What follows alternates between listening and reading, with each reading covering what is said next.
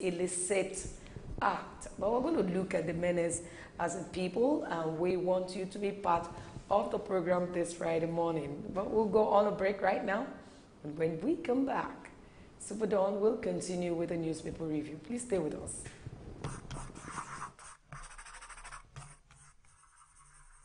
SuperDawn, your daily live current affairs program where topical issues that border on politics, economy, sport, and sizzling national issues are analyzed, now holds every Monday to Friday, 8 a.m. to 10 a.m. on Superscreen television.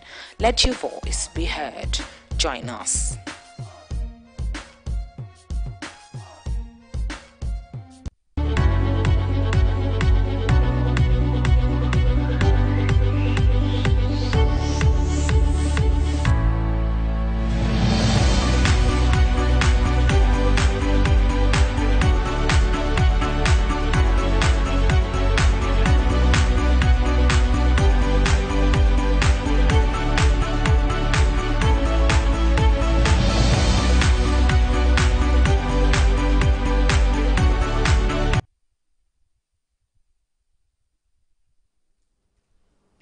Welcome back. We'll start with the newspaper review right now, and we have the Nation newspaper. The first one says IPOB appeals prescription order, and then we also have this one, rep.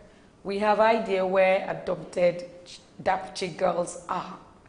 I need to take that story.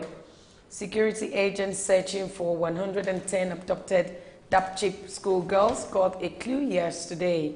A member of the House of Representatives said the girls were still within Yobe State. This is a good information here. Well, it depends on the intel they got. You know, we've been told that several bodies have been deployed in the search for the girls. And of course, if you remember that the United Nations has actually intervened on the matter, they told Nigeria, regardless of how they want to do it, that they should just go and make sure that they get those girls and reunite them with their parents, which is exactly what they're doing. So for them to come out and say that they have a clue exactly where the girls are, I think it's a good development. But the truth is, how true is that? Okay, maybe intel? I need to take this follow-up story. Let me take this story, the same story, and how they gave that information out. The girls are within Yobe. We have an idea that they are in Bulabolin. That's the Yanusari local government area of the state. The military is aware that Boko Haram has been in that place for over 4 years. They live in that place like their own city, Buka has said. Speaking on the effort of the military in the search for the girls, Buka said, I cannot blame the military because I am speaking with those that are carrying out the operation. We have been speaking and they are telling me everything that they are doing. So I cannot say I'll blame anybody in the military. They are doing everything, but I think they need to improve in their search so as to rescue those girls. I think it's vital, very vital, you know, because when you have 110 girls, according to the estimates given by the federal government, if you have 110 girls missing, my own point of concern is, you know, we shouldn't approach this the way we approach the search for the Chibok girls. I mean, because if we take that road, it's just going to be a case of once beaten, and we haven't learned our lesson. I mean, yeah, maybe the girls are still in the country right now. Maybe they are still in the country, which I believe they are still in the country. I think what we should do right now is make sure that the borders are secured, you know, so that if you want to take those girls out, you would definitely find out one way or the other information about them. Secure the borders, especially the northern region. The borders in the northern region, the Lake Chad border, you know, you make sure, because those are the places, Niger, Cameroon, and other places, those are the places that they would likely take them to. And when you make sure that the place is secured, you definitely have a chance of when you're talking keeping about them in the country. Security of our borders, we've always said this, and if you're familiar with the way we operate in our borders, you know that it's porous. Yeah, it is actually free for all. Come in and go out. It is. But this guy is saying the military knows that Boko Haram reside in that particular area for years, and now they're getting more information about that. I think the military should just go there and operate. The thing is, you know, you don't want to walk in unconsciously into an enemy territory. There might be an ambush waiting for you. Yes, definitely. And you will just lose a lot of good men there at the battlefront. I mean, so it's just something that you have to devise a tactic. You have to draw up your strategy on how you want to go about the rescue of the girls. I mean, I've seen documentaries where even the worst terrorists are taken down in their own confines. So it's just something that you just have to look at the best way to go about it since you've gotten an intel. Okay, we have this one. Police parade 255 as Mushin Itire residents allege wrongful arrest. I'll just take this. This is quite saddening. The fracas took place in Idioro, and the police are busy making arrests at Itire and Ilasamaja. Where this is linked, how does one explain the arrest of petty traders at their shops? I mean, they just walked into a barber's shop and took the innocent barber away. A man went to another street to buy something, and the police whisked him away. But they had issues when the police got the wind of some sellers of Manranja, and they attacked, and there was conflict. They started shooting. Also, I would like call them the area boys. Also, it's been on. You know, we actually took that story when we took it on the dailies that even a student was actually killed. A pupil was killed, and while the raid was on. Yeah, 2 days ago we heard that the shooting was really intense, only for us to find out that police are making arrests. And I've always had issues with the way police go about making their arrests. I mean, you go about a place, you don't get enough information. You just go and then you call it a raid. You pick up both the innocent and the ones that are not. Someone going on his own, you stop and they'll pick you up.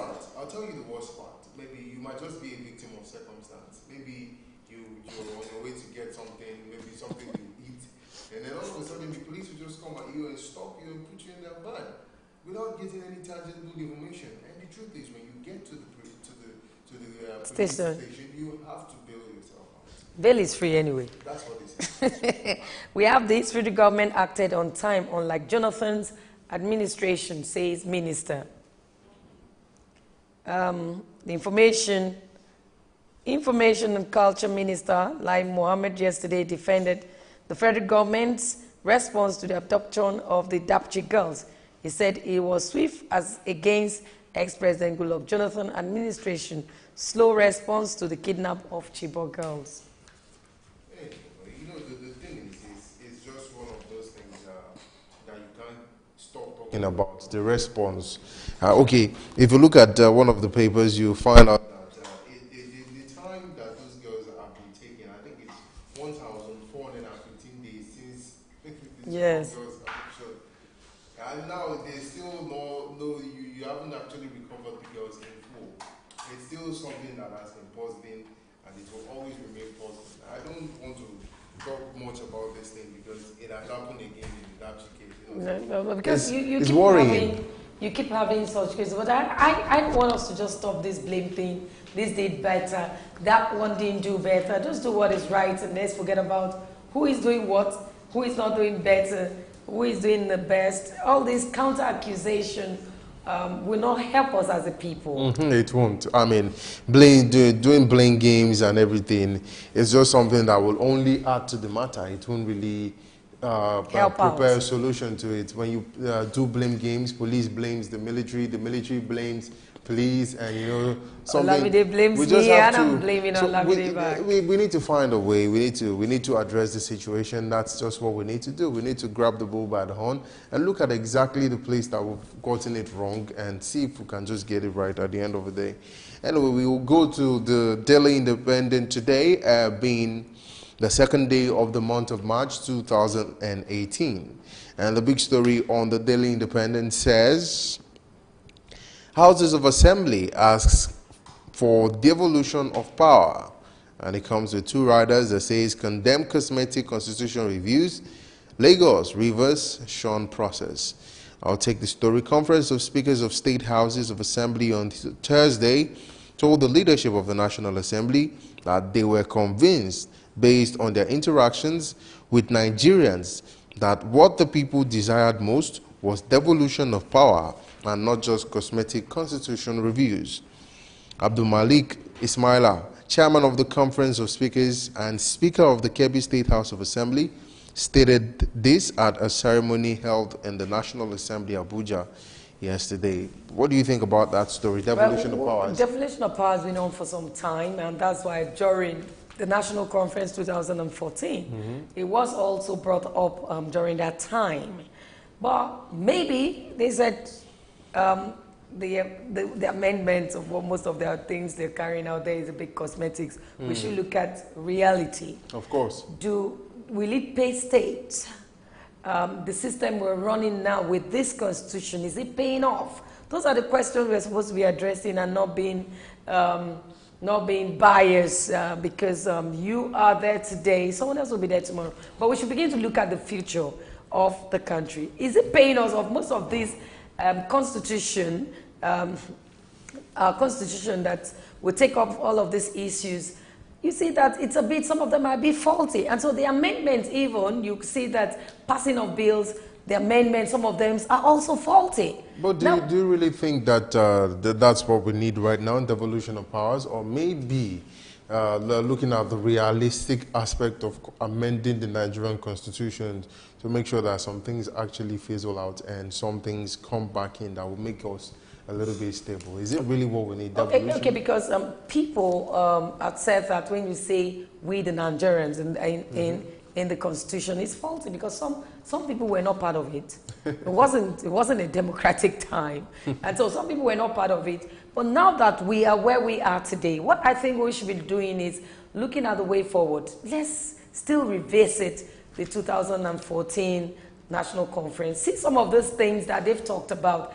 If it's going to pay us off, let's just forget the political and face reality and fix it up. Okay, let's look at other stories here. This one says, FG to name, shame, and prosecute tax evaders from March 31st. Remember the VAIDS is still on right now, and so you have a grace of going to remit your tax. Go in there and say, hey, but I hope the government too will, when we pay our taxes regularly, we'll fix some. But really, is it the way to go? When you bring out the person's name, it is like a public maybe they've been telling them, maybe the government has been saying, please pay or please, and they're tired of saying pay. For mine, it's not about paying alone. It's about the usage of the monies that comes in through the tax you're getting from. And let me tell you about what's happening. We've always said that. The toll gate. Yeah, you're paying tax to a state, and you're paying that high just to pass. I don't know the kind of business you'll be doing in your residential area. Some of us, we come to work and we pay our taxes. Olamide, you pay taxes. Of course. And so there are some things government should also look at when we pay taxes, those that are committed to paying off their taxes. Of course. I think we should address that case. Telling people to pay 200 naira, 250 naira to pass a toll, for a toll gate to pass, and you go and come, let's say, 500 naira, that's on a day. If you don't pass there as much as once. If you're using USB, if you're using a car, if you're using a Jeep, you know that you're paying higher. Of course. And so you might forget something. I'm coming to work and I just forgot something at home. You rush down and you pay again. My God, how much is my salary a month? That I'll be paying that. I pay my taxes. They should look at it. Okay, yeah, this one says, Northern governors seek solution to security challenge. Northern governors seeks solution to security challenges, and with the rider to meet to take position on restructuring. That's what will happen. And inside the Daily Independent, Jerry Ghana and Tunde Adeniran defect to SDP. I've forgotten that party. I have forgotten that party. Yes, I remember that party. You remember SDP, right? Yes. Social Democratic Party. So they are defected. We did that yesterday. They moved again. Back to it. Do you think it's a good move? I mean, they left the People's Democratic Party for SDP. I don't know if it's good or not. It's their choice. If you have decided to move, keep moving and moving until you're tired of moving. At least you will sit down somewhere. But some people have genuine reason for defecting, or you call it decamping. That's what we did yesterday, where you want to find out, why do people move? Why do you defect? Why do you decamp? Why are you moving from another party? Some people will tell you that where they are, or maybe they have the ideology and that has won away and they decide to move out of the party. Anyway, this one. Yes. I'm just looking at this story here. You know, we're talking about the election that is approaching soon. And, you know, cases of underage voting and double registration. This one says, double registration. Kogi governor has case to answer. That's from the NEC. Kogi governor has case to answer. Okay. Despite the issuance of temporary transfer voter card to Alhaji Yaya Bello of Kogi State last week, the Independent National Electoral Commission, INEC, has said it will not affect the criminal case of double registration to be preferred against him. Professor James Apam, Kogi State Resident Electoral Commissioner, disclosed this on Thursday during an interactive session with journalists in Lokoja. It's all over Yaya the Bello. papers. Yes.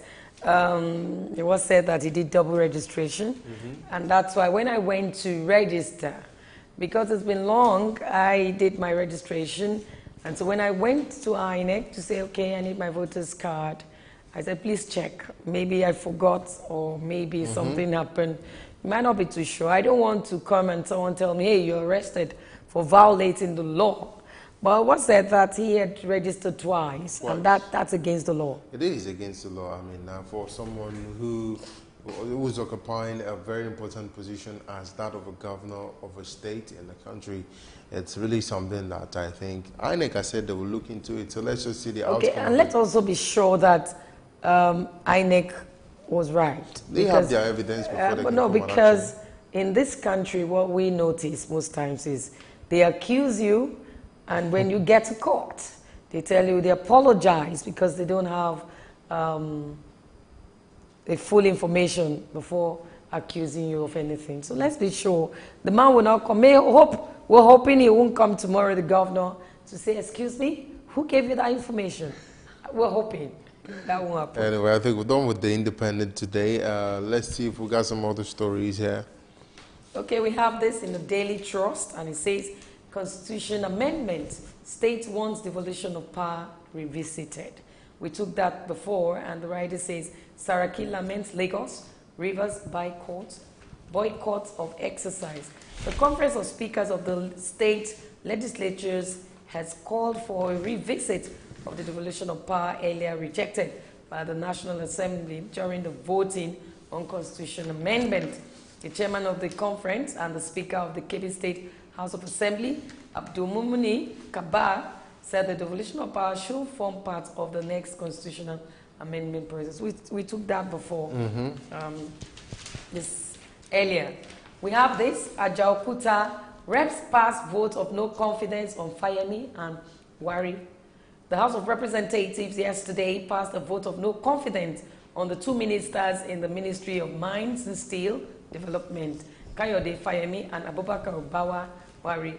The lawmakers were angry that the two ministers boycotted an invitation personally signed by the Speaker, Yakubu Dogora, to attend the plenary session yesterday as part of the debate on the way to revive the Ajaokuta Steel Company.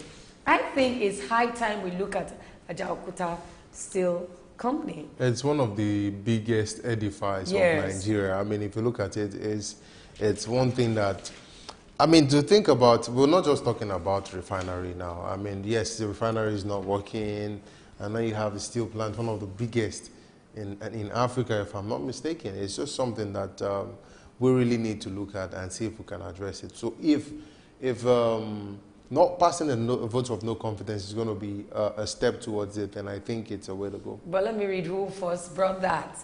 Speaking, the House Leader, Femi Gbajamiamila, who moved the motion for the vote of no confidence and investigation, said he considered the minister's attitude as a contempt of the House because he was invited and he didn't come. But Kawo said something. Buhari has no hand in minister's attitude.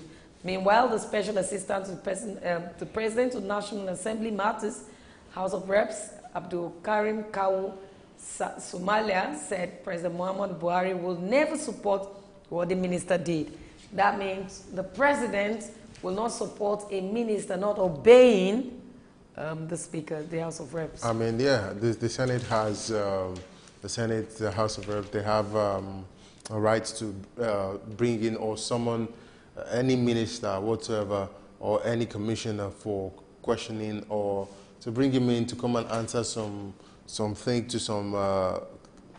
questions. I mean, it's just something that... Just to come and answer questions. Just to come in. Remember what happened during the case of Ibrahim Idris, the IGP? There was someone didn't show up, but until later, when he came and it was forcefully... You know, so those are the things. But at least he came around. But the thing is, when you're summoned by the Senate and you don't even show up, it's a disrespect to the arm of government. It's a disrespect to the president.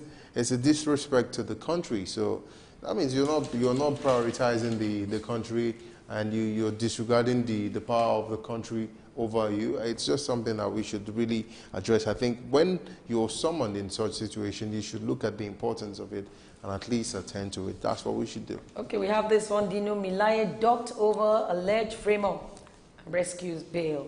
Senator Dino Milaye, Kogi State APC, has been arraigned by the federal government over alleged false information about an assassination attempt on his life to the police in April 2017. Milaye, who denied the two-count charge, was accompanied to the federal was accompanied to Abuja High Court in Maitama by at least 10 senators. The Office of the Attorney General of the Federation, represented by Shoaib Labaran, accused Milaye of forcefully incriminating the Chief of Staff to Governor Yaya Bailey of Kogi State and Mr. Edward David in said assassination attempt.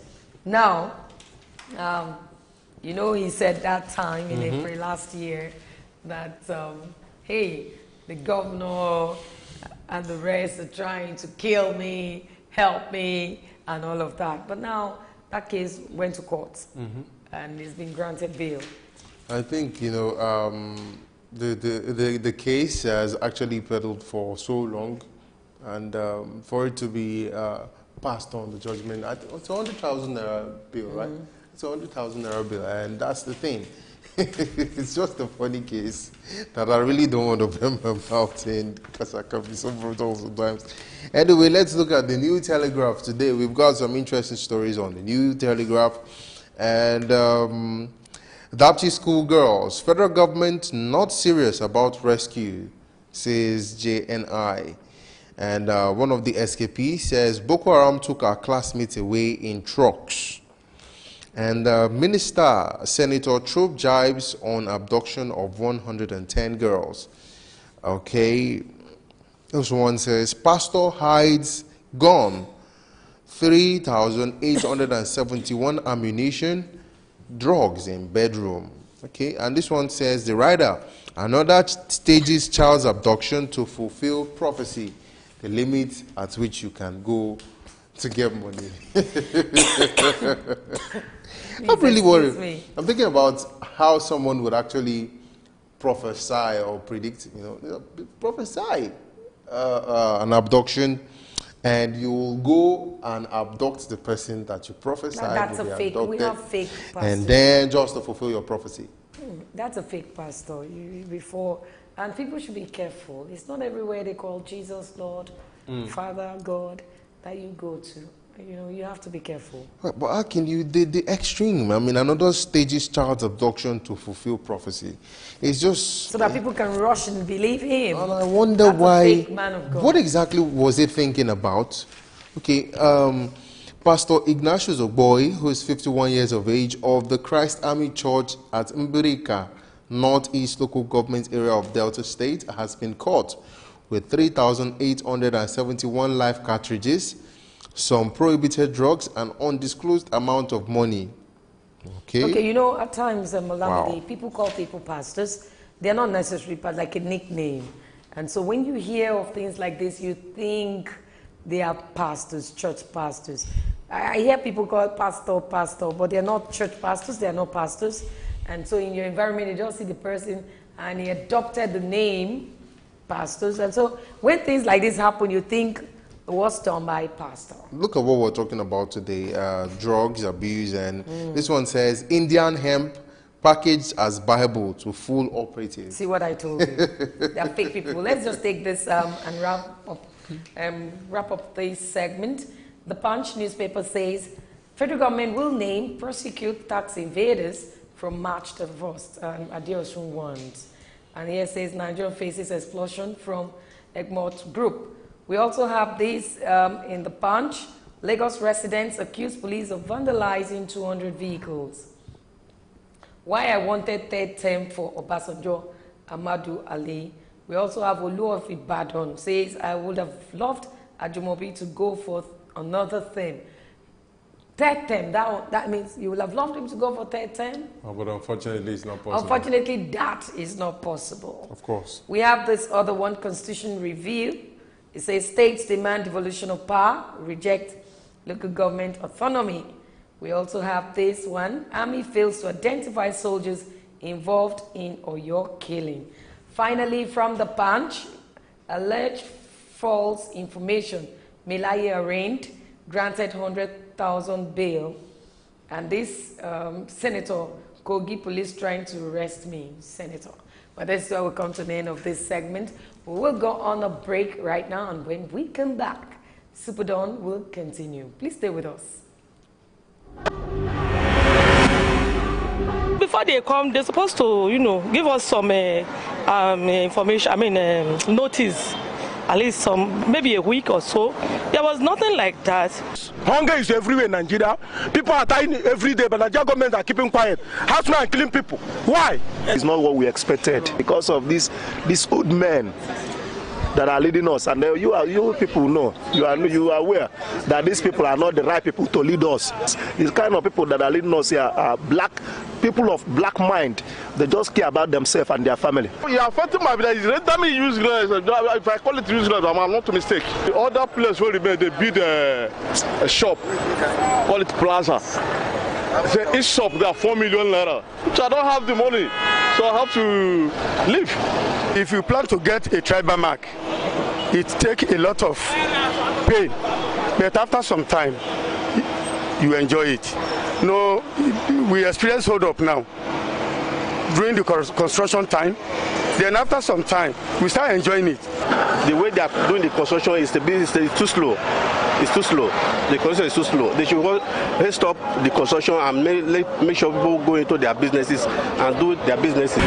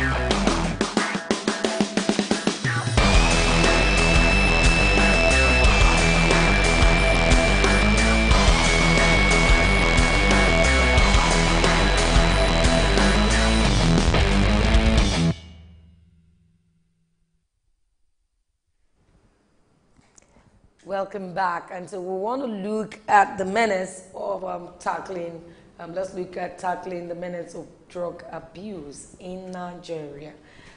This has eaten deep into the fabric of the society, and the rate at which people abuse drugs is alarming, it's terrible. We want to look at it, and we have a guest in the studio this morning, Barrister Tunde Kolawole with us. Good morning to you. Good morning, Vera. Thanks. Welcome to SuperDawn, Barrister. Good morning. Okay, Barrister, we're looking at tackling the menace of drug abuse in Nigeria. From your point, when we say drug abuse, what comes to mind? Well, drug abuse comes in various forms. For example, you have the hard drugs like heroin, cocaine, and what have you.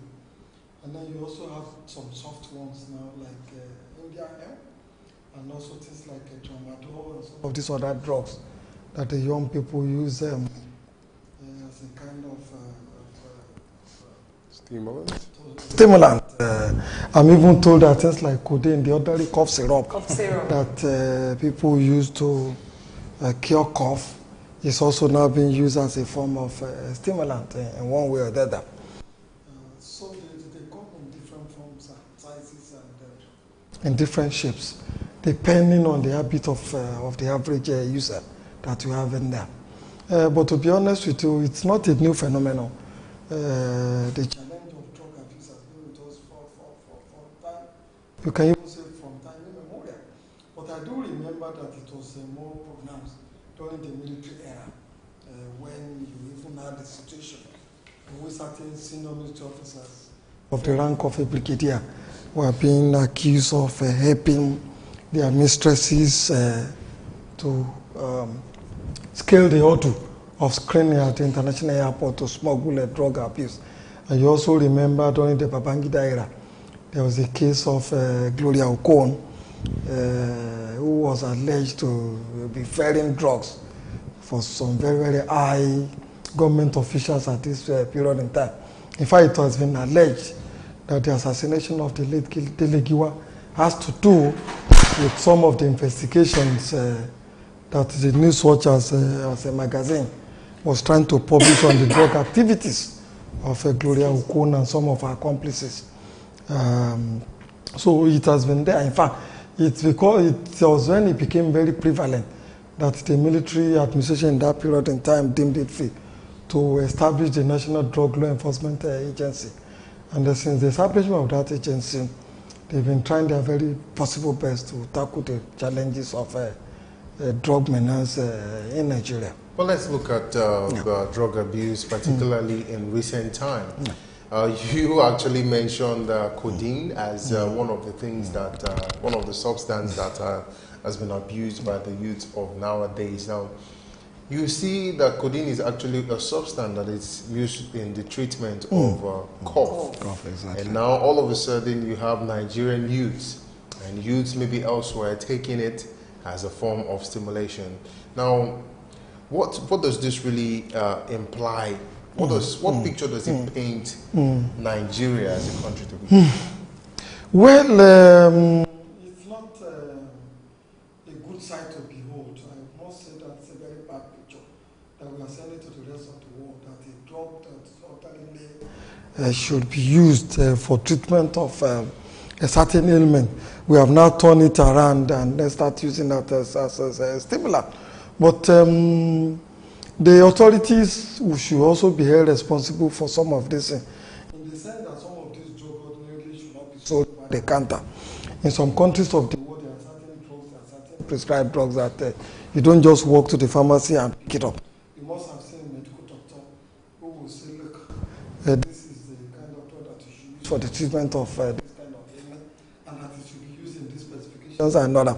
And the pharmacist or the doctor prescribing the drug to you will not give to you or will not recommend to you more than you actually require for the treatment of whatever ailment you want to treat with that kind of a drug.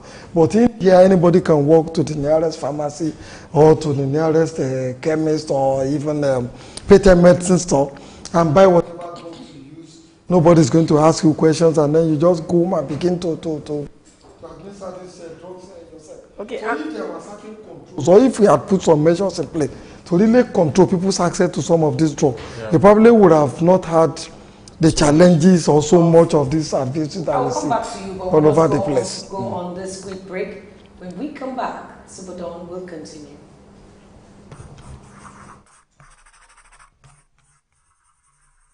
SuperDawn, your daily live current affairs program where topical issues that border on politics, economy, sport, and sizzling national issues are analyzed, now holds every Monday to Friday, 8 a.m. to 10 a.m. on Superscreen Television.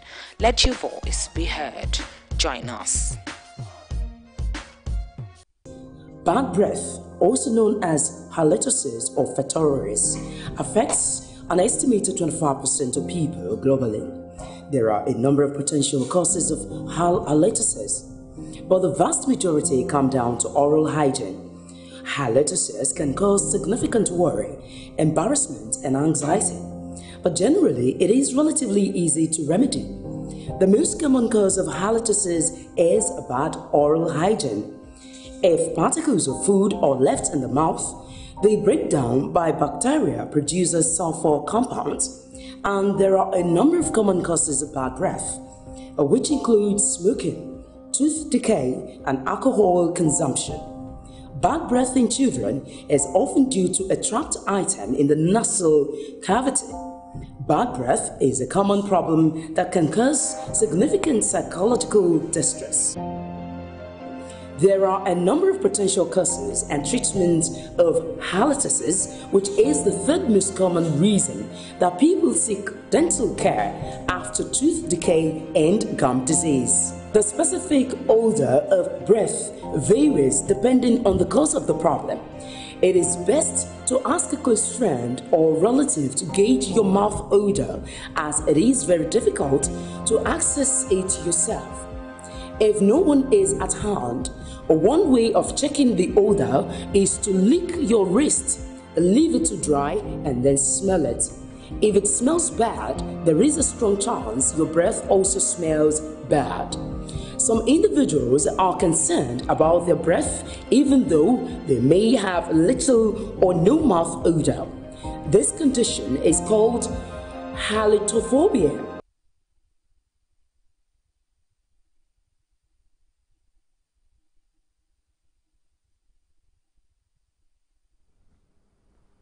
Welcome back. Well, we're looking at the minutes of how we can tackle this drug abuse. In Nigeria, it's worrisome when you see a child, let's say from 13, youth to say 35, 40, in this kind of attitude. And they start from one, maybe from cigarettes, and it generated into taking hard drugs like cannabis, cocaine, and the rest, heroin. It is that just one day. I think it's something that had started, and maybe they play with it or fumble, or their friends say, just try this. And that child, not knowing that this kind of drugs does affect the liver, it causes depression that makes the cerebral system, get affected. And so they take this drug without knowing that it's very harmful. So how do we, from our own end, from home, begin to discourage drug abuse? Education from the home is very, very important. In fact, most times I always say that when a child gets hooked to drug abuse, the parents also should be blamed for that kind of scenario or situation. In the sense that not many of us really have time for our children. We leave them in the care of the house help and the housemates and all that. We are too busy looking for money all over the place. By the time we come back, the children have been indulging themselves in one thing or the other. But if you have, I do remember, when I was growing up in those days and all that, my father or my mother would sometimes, when I've gone to school, go to my room and look at my boxes, look at the wardrobes and all that. If there was that thing they see in those places which they were not comfortable with, as soon as I come back from school, they will bring it to my attention, and then we will all address. But these days, how many parents try to conduct a kind of search or try to see what their children are indulging themselves with? All that they care about is for the child to wake up in the morning, go to school, and come back to that. So, but if they are attentive, if they pay some attention to these children, and immediately a child begin to abuse drugs or begin to use drugs, begin to get exposed to some of these drugs, the parents should be able to pick that, look, the behavior of this child is no longer what it used to be. And then they begin to find out what the challenge is. Okay, let me hold you on there. There's a caller here.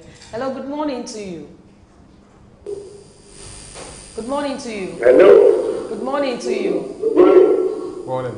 About this your discussion on the television now, I will simply tell you that from state in the here, where you can go to any chemist, you can never find any lot of prescribed for you. For instance, people who are afraid to do things here, you can never take the matter when they distribute by the roadside that is selling paracetamol or anything. You don't have to do those things, those things. But every year, you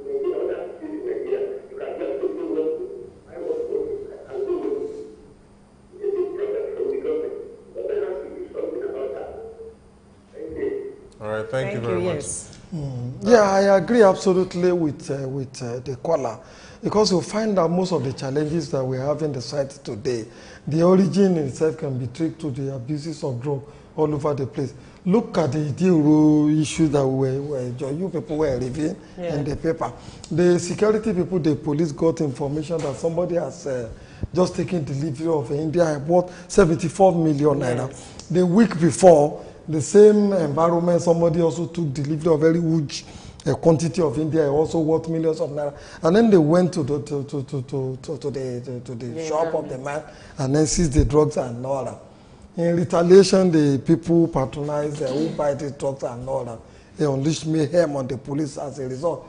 More than 4 or 5 people, I mean, about 3 people were told, including an ordinary school child, lost their life in the circumstances.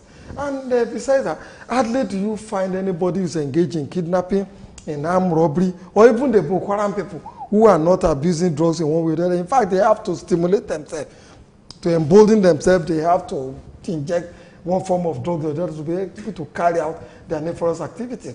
The soldiers have told us times without number, each time they have raided the Boko Haram or captured some of their territories and all that, they've always found remnants of drugs and tramadol in their heads. And that is to say, those who are even propagating religious, exactly, and all that, have themselves started, abusing drugs. So, if we want to really fight crime in this society, part of the challenges or part of the area we should focus our attention on is really to minimize people's access to some of these drugs that are being abused all over the, because like I said, you hardly can successfully become an armed robber, a kidnapper, or even a Boko Haram insurgent army and all that without really getting exposed to some of these drugs. Talking about access to drugs, which was one of the valid points that you mentioned. I mean, we go around seeing people who are not permitted, licensed to sell drugs on the street. You see people. That's what they said. See people creating sheds for it, and then they have drugs everywhere, different kinds of drugs that is supposed to do different kinds of functions. Now, does it mean that you still see them in the broad daylight? You see even people hawking drugs all around the city of Lagos. I think I've seen that. I don't know about you. But now, does it mean that there is no form of control over the sale of drugs in Nigeria, or are they not just doing their functions? There are, absolutely. I must tell you, when you look at the Pharmacy Act and some of these other extant laws and order, there are certain drugs that we're not allowed to start carrying about the way we walk it around. Like you said, I have seen women who load their tray, also their baskets and all that, and start going around the places and all that even. And the artisans are more exposed to some of these things. What have you? They will say, look, you combine this with that and all that, and then this is an appetizer, and then they begin to buy some of this drugs.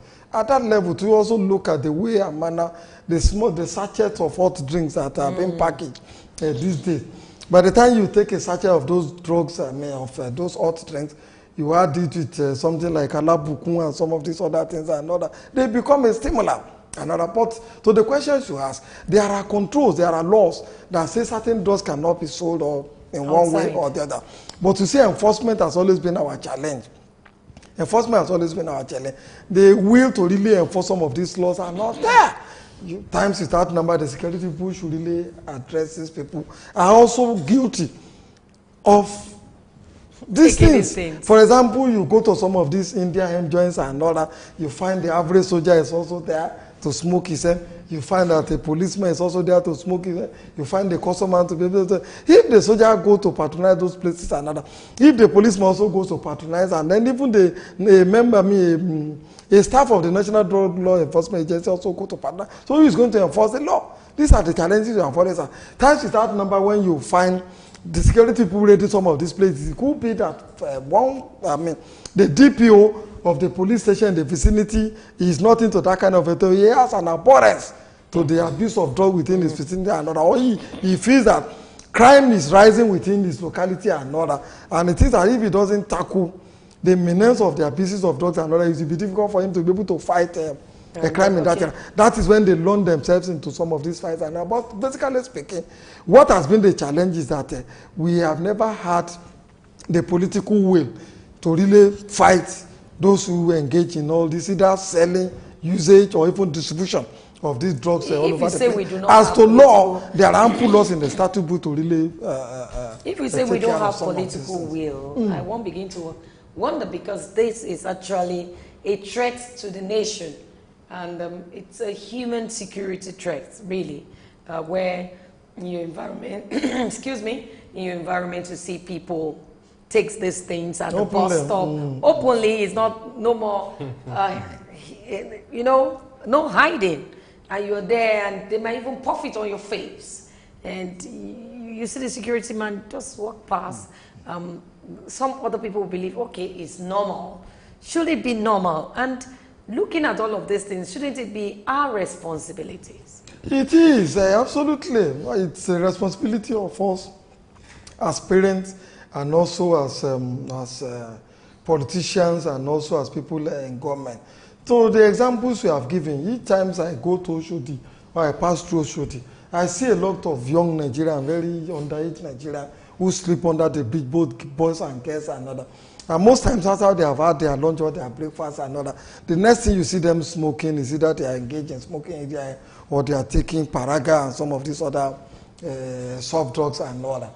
And while they are doing it, you find a policeman passing by who will just turn a blind eye to whatever activities that these people are engaging all over India. Even beside the policeman is passing by, there are security vehicles almost everywhere in Oshodi, India, and they see these young Nigerians engage in all these things before their very eyes and all that, but they turn a blind eye to some of these. Why do you think they do that?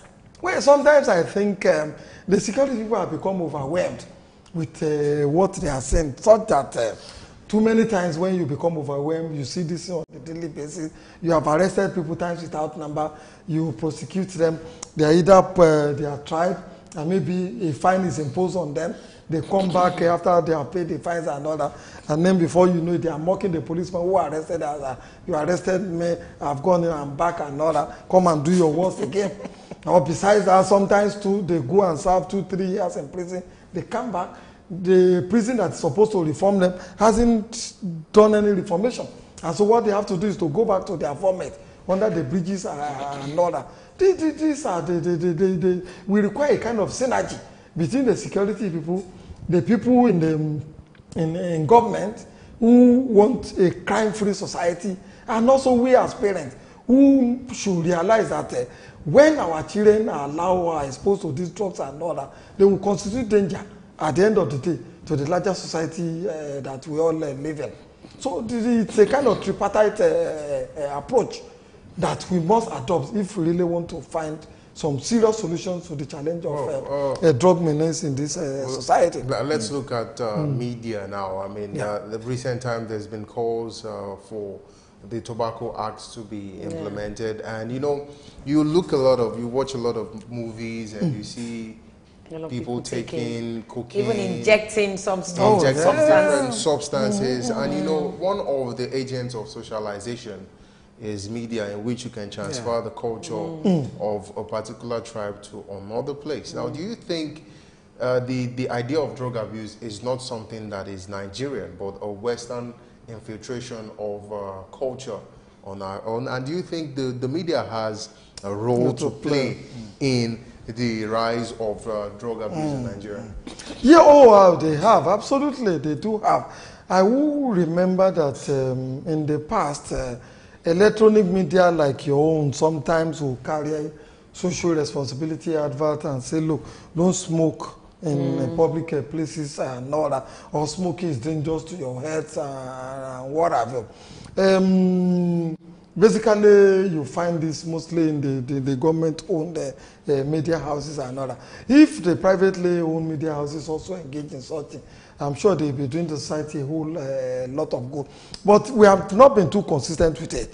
If we are consistent and say, look, and I think the NBC required to come in there and say, look, you, the electronic and the print media and all that, we want to give you a challenge that at least maybe about 10 or 5% of the content of what you broadcast or what you print on a daily basis should be devoted to this kind of a social responsibility advice in the area of drugs, in the area of prostitution, in the area of kidnappings and all that. That will go a long way in really helping the society in fighting the drug menace that we all be devil. Because if we leave the fight alone to the security people, to the national drug law enforcement agencies and all that, we're never going to get on top of it because they're really doing their best, given the circumstances in which they have found themselves and the resources that is also available to them.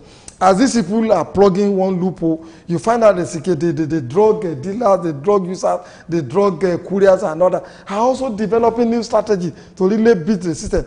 Can't on a yearly basis the number of NDLA officials who get killed in the process of fighting the drug laws across the borders between communities and whatever. And what compensation do we really give to the family? Is there really an insurance for the families of for these officers if they get killed in the line of duty? Even if they are, it's usually very patchy.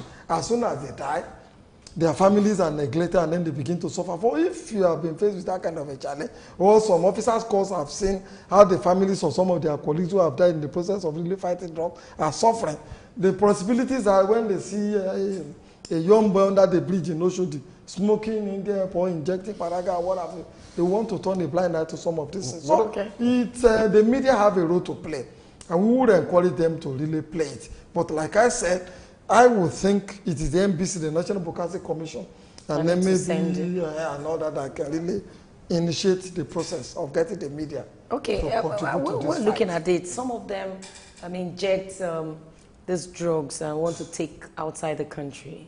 And there are health hazards. Some of them die even before investigations or even before screening, they lose their lives.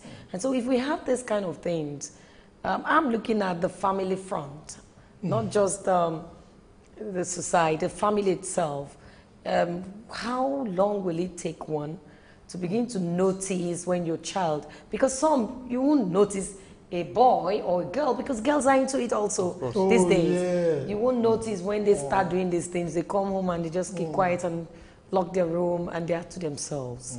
So how will a parent, because you said earlier that parents are supposed to be watching your kids, but these kids are wiser than some of their parents, very smart, smarter than some of their parents. So they go into, they're influenced by friends and go into these kind of things where at the end of the day, they lost their life. But looking at this, as a parent, as the society, how do we really drive it? Olamide talked about the media. What else? How can we drive it? I agree with you that the family is at the epicenter of these things. Yes, the children or the kids these days are very, very smart. I'll give you an example of an incident I'm familiar with. There was this child who was into courtesan, and he happens to be the son of a high court judge. As soon as he goes, very quiet boy, very innocent looking. He's somebody that when you see him sit down, he could sit down in there for hours without talking to anybody. But as soon as he got to the university, the so-called cultists saw that this is going to be an asset to them. He's coming from a high ranking family background. He's also not a very loquacious person. He's always well-dressed and all that. And then they recruited him, and he became the armorer. So whatever weapons they have to, the guns and what have you, the drugs and all that, they give to this boy, who usually will take it to his parents' house and keep it under his mother's bed. A high court judge, right under the mother's bed. And you will not believe it, the mother never got to know that all the weapons that these courtists were using were being kept under our own bed by our own son. Until the court groups and all that went and engaged in some crime somewhere, and then some of them were arrested. And then when investigations were being carried out, they now mentioned the son of this high court judge, and then were arrested. And when the police were going to recover, lo and behold, they found the weapons under the mother's bed. Under the mother's bed. For me, a high court judge, that is a very, very serious embarrassment. In fact, that led the judge to resign from the bed because it became too much an embarrassment. And all that. What are we trying to draw out of this and all that? This judge never noticed, never saw anything. Could not have thought that the child was engaged in this kind of thing. So this is to buttress your point that some of these children are so smart, they are also so quiet that except you are lucky, you may not be able to stumble or whatever bad activities or bad habits that began to pick up in the school. The way to go about it is also to become our children's friends. If you are very, very close to them, but they begin to have some of this peer pressure from school, from associations, neighbors, and all that, the possibilities that if we are their friends, they might be able to open up to us to say, look, daddy, this is what I'm facing, mommy, this is what I'm facing. But too many times, we are alienated from our children, so that they don't get to discuss too many things or even anything with us. We must cultivate the habit of really picking the brains of the children, making them our friends, and then associate with them as we would associate with the ordinary adults that we associate with in the society. Okay. That is one. The other one is the value system. You find out that even some parents encourage some of these things. And I give you an example, a second example.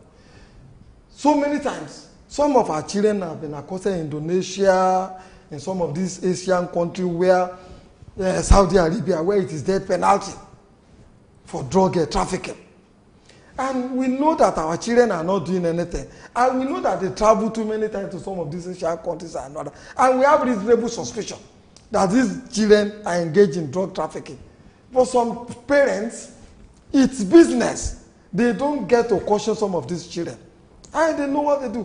And when these children get arrested, and then they are prosecuted in those places, and then they are convicted, and then they are hanged, the Indonesian people will also send the dead body back to Nigeria. And you find that our people even organize very lavish ceremonies. Invite pastors and then hire bands and other to bury these children. Invariably, what signals are we sending to the other children who have not engaged in this kind of nefarious activity? When the children are also engaged in this drug trafficking, injecting cocaine and then burying it across another, and coming to Nigeria to build mansions and other. When we do know that they are not engaged in any meaningful business activity, do we raise an eyebrow? Do we ask them questions? Do we report them to security people? Lo and behold, we all keep quiet. We think our children are doing very good business and they're enriching, they're adding values to our lives. These are some of the areas in which we as parents have failed the nation, have failed our children, have failed the society. So we should have a kind of holistic approach to the fight against drug. While the government established some of these security agencies to really fight the menace of drugs and other, we as parents should also contribute our quota. And like he also said, the media have a role to really educate the society. And sometimes you even will need to take your child to a place like a psychiatric hospital and let them see what drugs have done. The damage that drugs have done to some of these children who have either developed mental illness as a result of the drug that they've been getting, who have been treated in places like a psychiatric hospital in the Yaba or even now in Abeokuta. Okay. Or some have even developed who have through injection of heroin into the blood streams and all that have caught the disease. AIDS, acquired immune deficiency syndrome, which you and I do know. I don't have a permanent cure as of today. You can only manage it until one succumbs to Barrister, let's look at the cases of addiction right now. Yeah. I mean, addiction is something, it is not something that comes all of a sudden. It's just something that comes as a result of accumulation or constant practicing of an act that is illegal.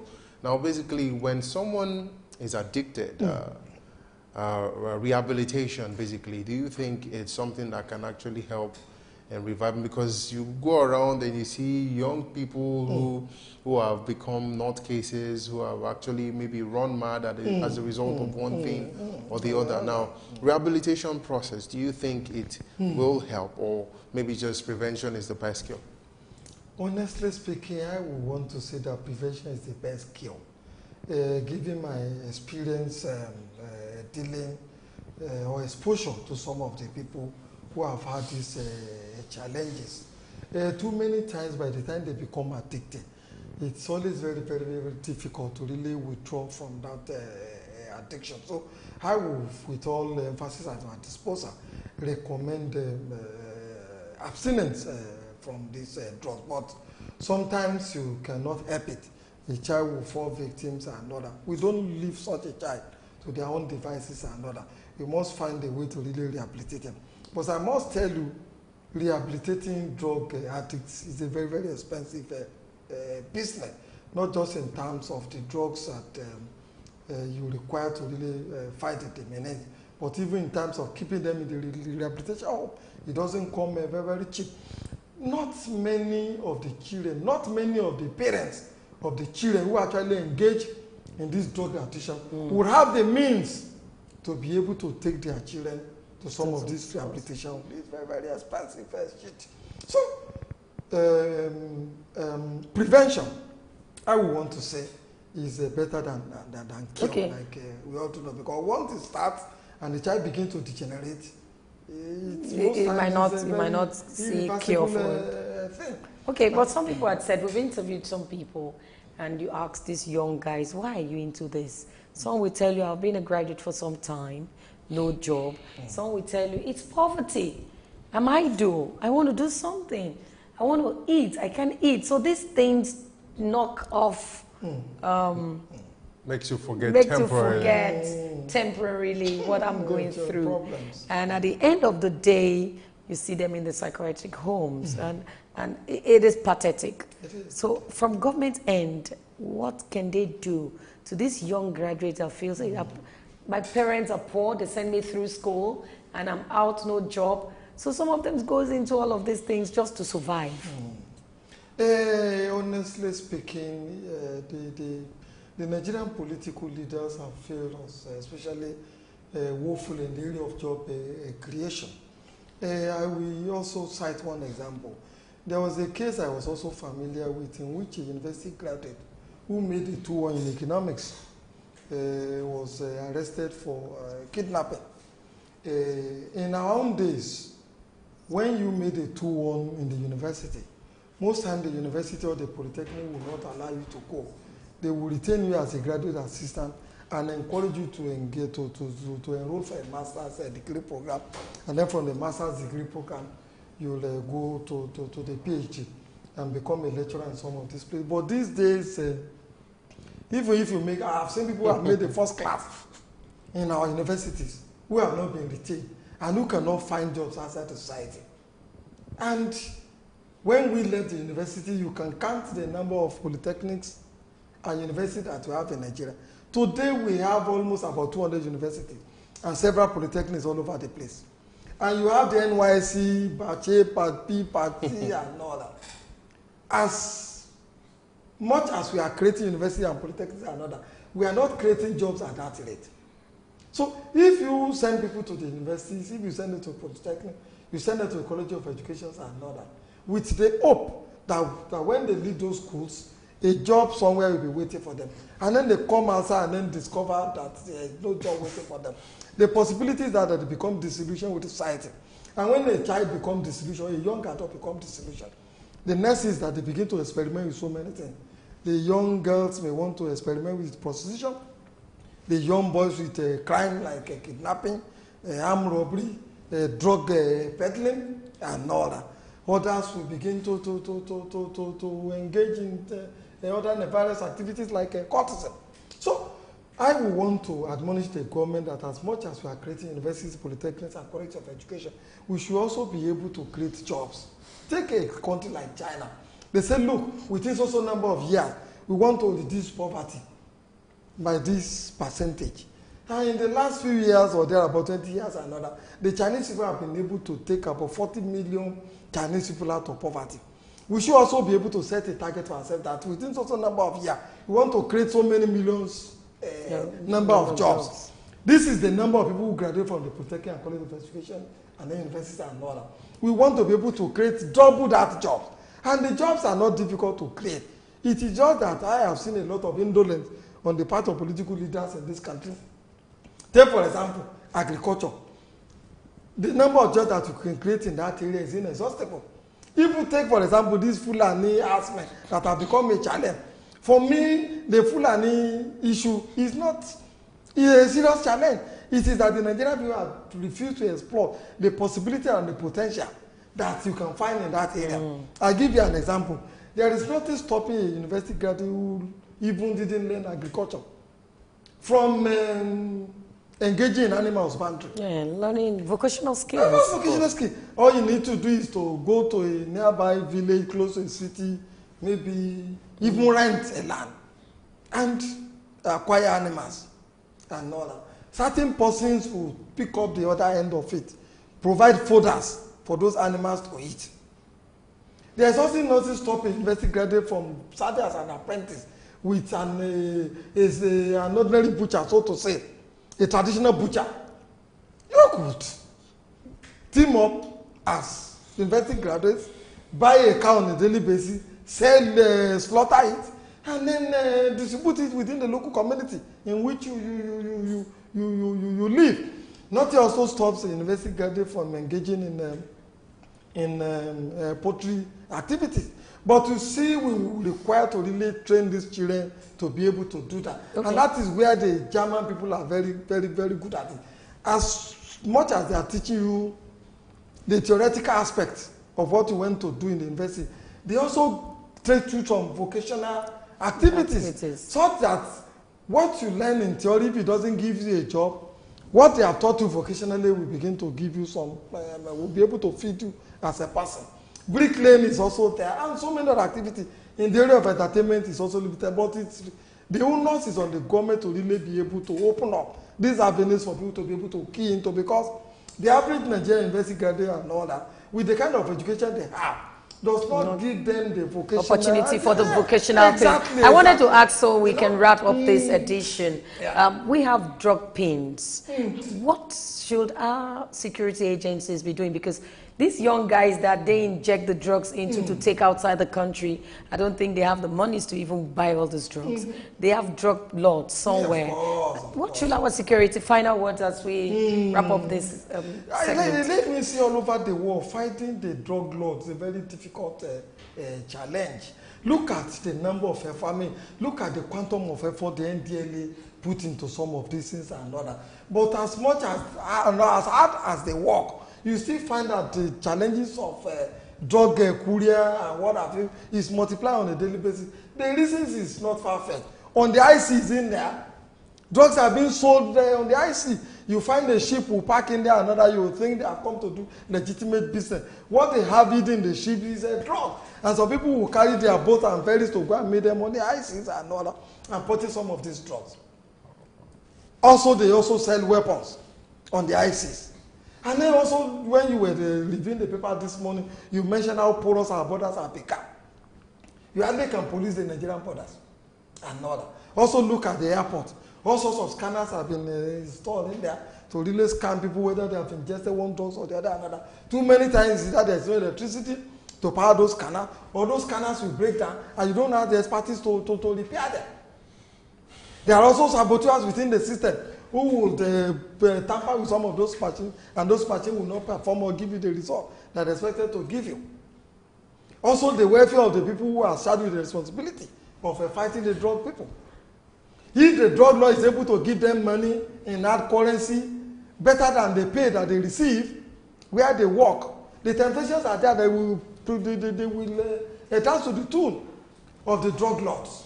Okay, finally, basically, what's your just solution as we wrap up? What do you think is the best way to stop drug abuse in the country? One, we require to have the political will. I'm not too satisfied with the effort that the government is putting in the fight against drug. Too many times they just make the law. As soon as they make the law, they abandon the law. There's a law in this country today that drugs and not drinks cannot be sold in our motor parks. But is there any motor park that you go to in Nigeria today that you don't find those things being opened? That is to say, it's not just enough to make the law. The government must have the political will to really be able to enforce the law. And then for the parents and all that, they must befriend their children. They must also have the different orientation and value their children. If you see that your children engage in very bad business, like drug dealings and all that, you should not pamper such a child and all that. You should make him realize that honest dealings is better than engaging in drug. So the value and orientation of the parents and all that should also change when it comes to handling the affairs of their children. And of course, too, the society should also pay attention to some of these things, because we Yoruba have an example that if your child is not a dry cleaner, and you see most times they bring in clothes home and all that, you should be able to ask questions regarding where he's getting those clothes. But too many times we find out, we see people in the neighborhood doing the wrong thing, we turn a blind eye. The police went to Idioro to make an arrest to evacuate about 74 million worth of Indian to be. And they fought back. We must wrap up now. Not just the people who utilize the drug, you find out the whole community rallied around the team with the area board to really fight the security people. I think that is not too good enough. If the community in those places where the drugs have been sold has been allied to their responsibility, they will be the one giving information to the police that local. We have this person within the community who is engaging in activity that the other really should not engage in. So it's an holistic approach that would help us to. It's not that we can wipe it out totally. At least we can resist to the BRS. We want to thank Barrister Tunde Kolawole. Thank you so much for coming on this edition of the program. Very exciting. Up next is SuperDawn Sports. We'll be right back.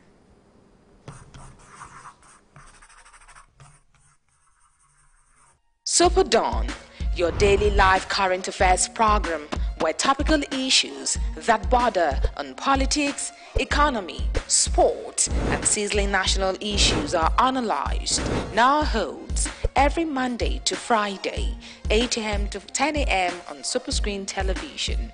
Let your voice be heard. Join us.